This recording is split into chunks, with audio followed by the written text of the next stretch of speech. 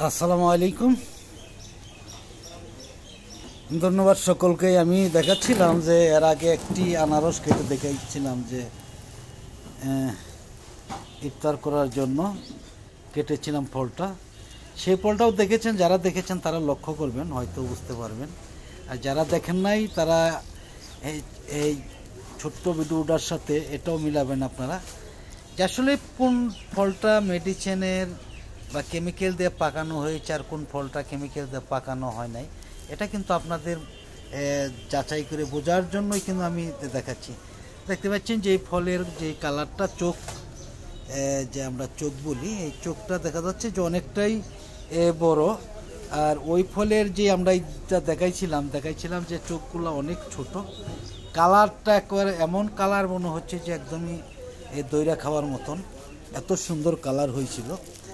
আর এই যে ফলটা, এটা কিন্তু একদম কেমিক্যাল মুক্ত। আমি কালকে জলছত্র বাজারে গিয়েছিলাম, তারপর একদমই আমি রাজাবাড়ি, রসুলপুর ওই দিয়ে গিয়েছি মুক্তাগাছা পর্যন্ত। তো আমি ওইখান থেকে কিছু ফল এনেছি দেখাবার জন্য আপনাদের, যে আসলেই কেমিক্যাল মুক্ত ফল আর কেমিক্যাল যুক্ত ফল কীরকম হয় সেটা একটু পার্থক্য করার জন্য, আপনাদের দেখাবার জন্য যে আসলে আমরা যে কেমিক্যালের ফলগুলা খাচ্ছি। একটা জিনিস খেয়াল করবেন যে এই ফলটা কিন্তু ছিল শক্ত, সেই ফলটা এই কেমিক্যালে নরম বানাচ্ছে।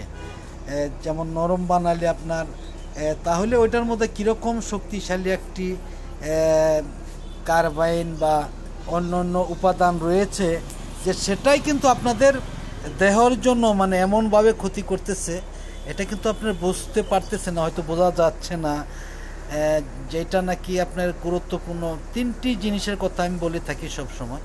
যেমন এটার জন্য হাড় ক্ষয়, লিভার নষ্ট হয়ে যাচ্ছে, কিডনিতে সমস্যা হয়ে যাচ্ছে, বিভিন্ন জায়গার হাড় ক্ষয় বা বেশিরভাগই ক্ষয় হয়ে যাচ্ছে। একটি কারণ এটা হলো কেমিক্যাল এমন একটি জিনিস।